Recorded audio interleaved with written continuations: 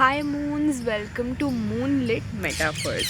Finally मैंने channel का नाम सोच लिया है and it is moonlit metaphors.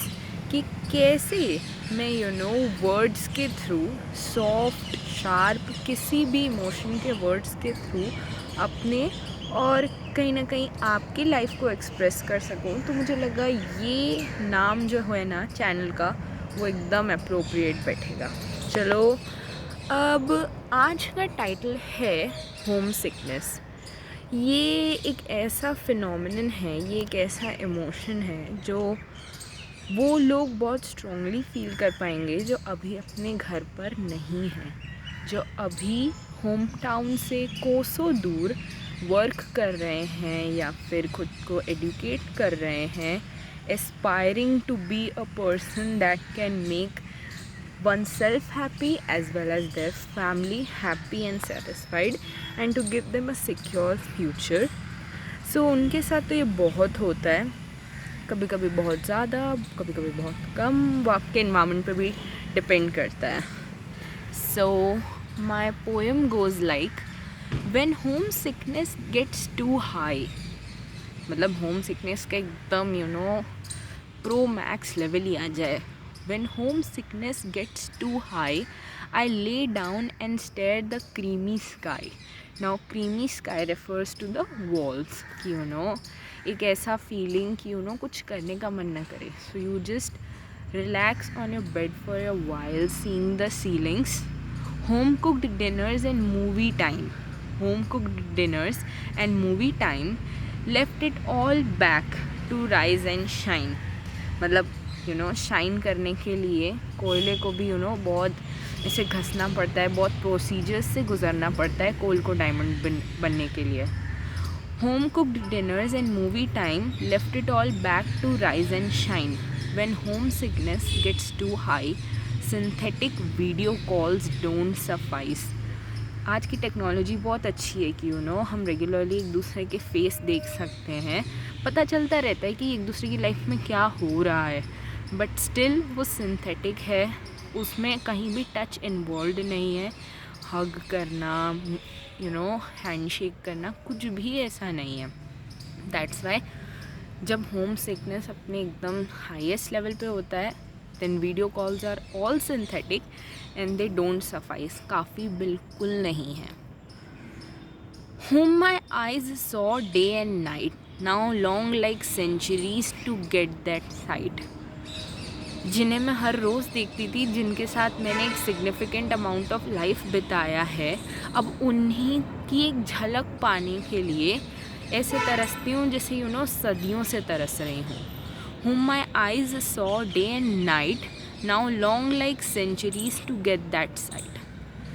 When you handle tip to toe, you realize that family is in the foe.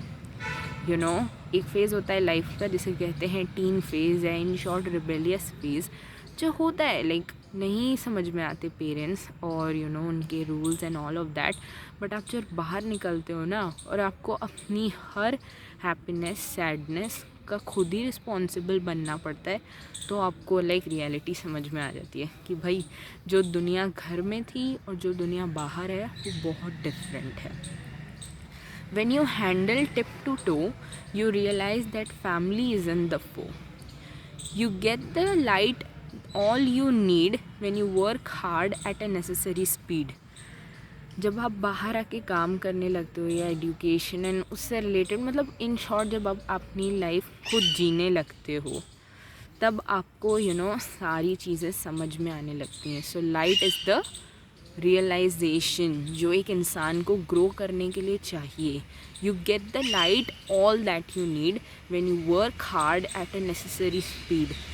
When home sickness gets too high, you want to reach home at the pace of light.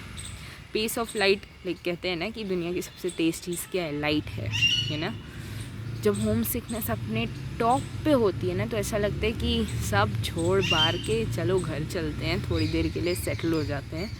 And specially जो लोग, जैसे मैं अभी recently अपने home town से निकली हूँ and अपने होम टाउन से दूर एजुकेशन के लिए आई हूँ, तो अब ना पर्टिकुलर गाने, पर्टिकुलर मूवीज़ सब मुझे हिट करती हैं एक अलग ही साइकोलॉजिकल लेवल पे। वही है, बट कोई नहीं, कोई चीज़ पाने के लिए कोई चीज़ खोनी पड़ती है। When homesickness gets too high, you wanna reach home at the pace of light. Your sacrifices won't go in vain. Believe me. पता है अभी जितना भी हम दूर रह रहे हैं, ऐसा फील होता है ना कि हम एक दूसरे के बगैर ही बड़े हो रहे हैं। मोमेंट दर मोमेंट हमारे अंदर कुछ ना कुछ डेवलपमेंट हो रहा है and we all are missing it out. जैसे घर पे लगा हुआ वॉल क्लॉक एक पोजीशन से दूसरी पोजीशन पे गया and you quickly notice that. मतलब अब ऐसा हो गया है कि घर पे बात भी कर रहे हो ना, इतनी सी चेंज हुआ है ना, वो भी मुझे रियलाइज़ हो जाएगा। But believe me, your sacrifices will never go in when when you learn to pass through every pain।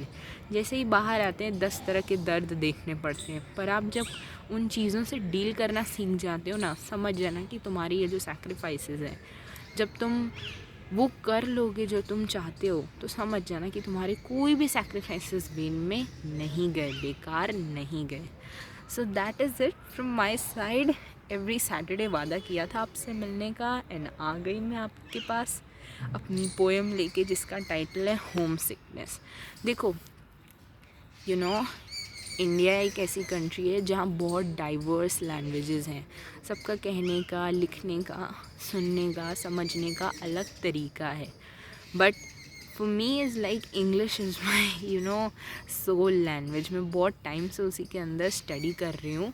But I do respect my mother tongue from the bottom of my heart and it's like बीच बीच में मैं interpretations देखती हूँ ताकि जो readers हैं या जो लिसनर्स हैं इस वीडियो के, उन्हें बेहतर समझ में आए कि मैं क्या कह रही हूँ, क्योंकि terms can be a bit confusing.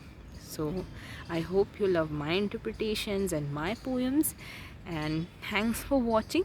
मुझे सपोर्ट करने के लिए आपका बहुत बहुत बहुत थैंक यू, जिन्होंने फर्स्ट वीडियो पे इतने सारे मुझे व्यूज़ दिए। लाइक बिगनिंग के लिए तो बहुत अच्छे व्यूज़ हैं एंड मेरे जो सब्सक्राइबर्स हैं, एस लग जाएगा उनमें फाइनली।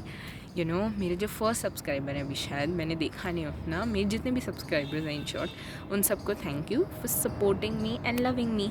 Bye moons.